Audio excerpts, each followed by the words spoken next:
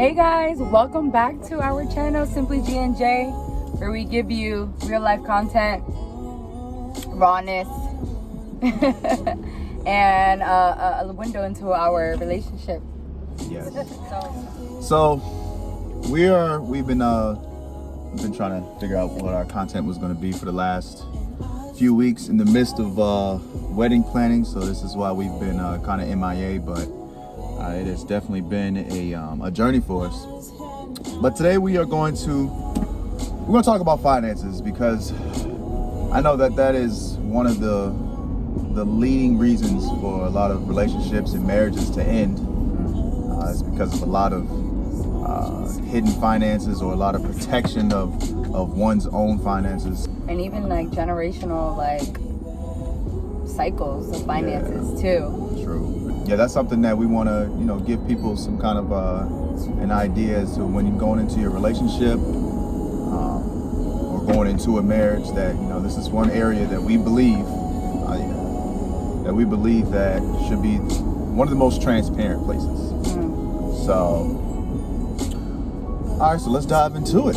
So, I think when I first met Genesis, my beautiful wife to be, one of the first questions I asked her. Let them know how many days. What? How many days to the wedding? Well, you go so left. How many days to it?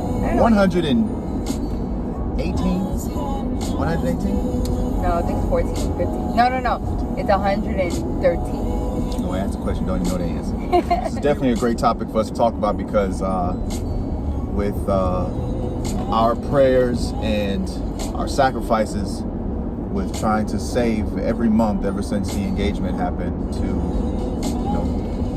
come out of this wedding debt-free. We want to do it. We want to have a beautiful wedding, but at the same time, we want to come out of it with no debt, and if any debt, as little debt as possible. But we're believing big for a debt-free wedding. Praying some. Big. We know God's gonna find a way for us. So when I first met Genesis, one of the biggest, one of the most surprising questions I think she ever got from me was what her credit score was. It's very personal. Yeah, very personal. I was working, right? I was working in my career life already, working with my master's degree. So I felt pretty secure, but it was still an intimidating question. I knew that he was more, I guess, financially well-rounded than I was. So it was a little intimidating and uncomfortable. However, wanting to break my own generational cycles, or taught or learned, let's just say learned cycles, or money handling and stuff like that. And a lot of it I taught my own too. In a Hispanic household, it's not really talked about. It's just the man handles it, or the mother handles it, and then that's it. And then you grow up and you do it yourself. So, oh wow, it's a beautiful view. So yeah, it was uncomfortable, but I knew that I wanted to make a change in that, and I wanted to have a partner that I can fully trust financially and be transparent and open, and I can look at his bank account and he can look at mine. Now, I know people have a lot of mixed feelings about that, but I think that's a different topic. Yeah, I will say that I think what we agreed on was that we understand that we both have our own wants and needs, have our own financial ambitions. So we respect each other's personal boundaries when it comes to finances. I mean, we're open to share what we have in the bank account, but we know at the end of the day that we're putting money where we both need to put money, and we can have eyes on that. And then we have our own personal money that we want to do with what we want to do with. But at the end of the day, we're also helping each other. I'm not gonna say 50-50. What I will say is that we have the 85-85 when it comes to the financial portion, because the 85-85 means we may not have 100 individually, but together we cover more than 100% of what we need. I like that. Yes, so I'll go with that one, 85-85. So man got a haircut, y'all. I know. When you man gets a haircut, you just want I know. Yes. After asking her that question about her credit score and everything like that, she was very shy. I remember sometimes she got really got emotional with me about it. It was something that no one has ever asked me, and it was something, obviously, I think we all, right? What? Intuitively want like money handling and all that area to prosper. You want it until it comes, like the way I threw it at it. I was like, hey, where that credit score?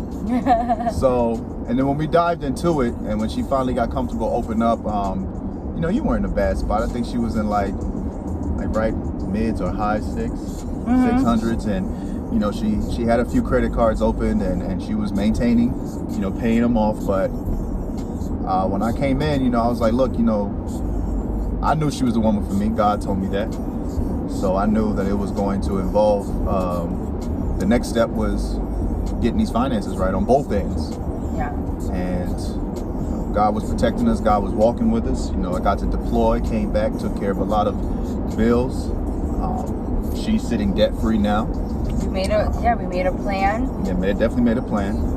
I'm sitting debt-free. So. Yeah. And I think right now I'm sitting at like, I just saw my FICO score, or FICO, whatever you call it. It's sitting like around 815, 820 or something like that. And she's sitting in about mid 700s, right? Yeah. So I mean, hey,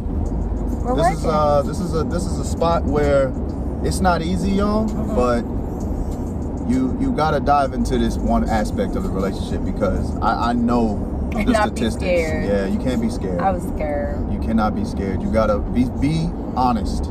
I think you doing that was probably the most like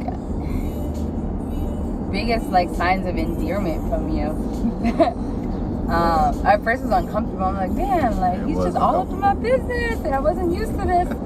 But later down the line, I know that was a sign of endearment, how much you just really cared for me to like prosper financially, and for us to prosper financially together. I was really in your butt when it came to finances. Like, we got into a few heated little arguments, but it was for a reason.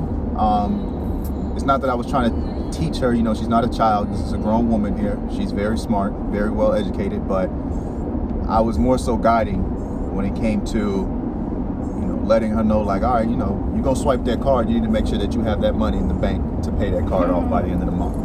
So being open to that accountability, and also if you are in a relationship, maybe one of you have that strength. Maybe that's like one of you guys is like area, and I know that this is one of his strengths, so I allowed his strength to help me. And it wasn't something that like, oh, I can do on my own. Like, get that independent like mentality out the way. Like, this is a partnership here. That's actually a good point. If it's not your strength, we're not saying make it your strength, but find a way for that conversation to come up in your relationship. Right. And if neither one of you are strong on that aspect, then that's fine. Let's find a way for you all to meet in the middle. There's a lot of resources out there. A lot of resources. It's beautiful out here. It's beautiful out here, y'all. We're on our way to go hike. Yeah. And we're seeing a lot of country. That transitions to our next part of this. Oh yeah, the dates. While we're wedding planning, we're under a very strict financial budget. Woo! Strict. You talking about every dollar has a name to it. Every penny. Every penny has a name.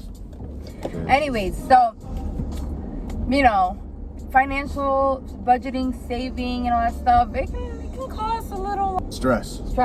Yes. Just stress.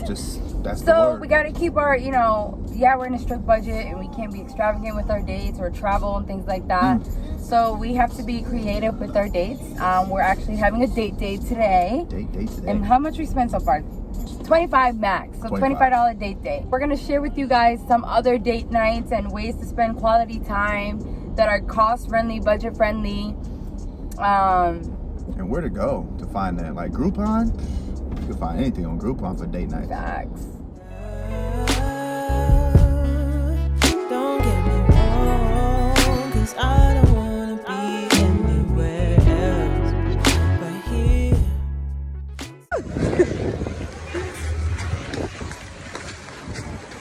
Hey, baby. Hola.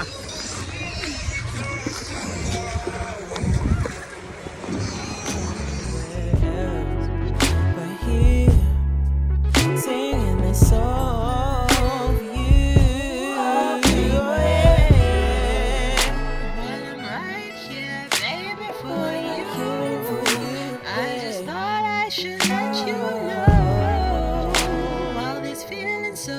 passion so smooth. I never wanna let you go. It was nice chatting with you. Make sure you comment, like, subscribe, share, all that stuff. Drop in the comments any topics you want us to talk about. Love you guys. Keep supporting, and we'll keep supporting you. And again, you know, this is a platform that, by all means, if you know us personally, reach out if you got any questions or concerns. And I know I'm here to help. I know she's here to help. We're here to help, and we're here to give as much advice as we can, especially on a godly aspect. Yeah. That's it. Bye. Okay. Let's see. Oh, I'm sorry. 1, 2, baby.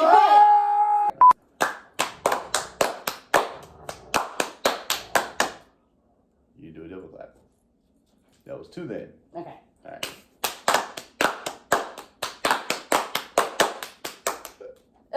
Slow it down. I'm trying to. You must beat it up too.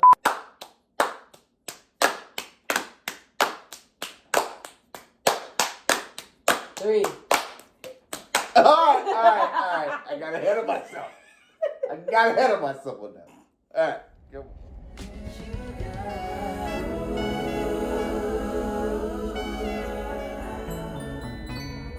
I just want you right here.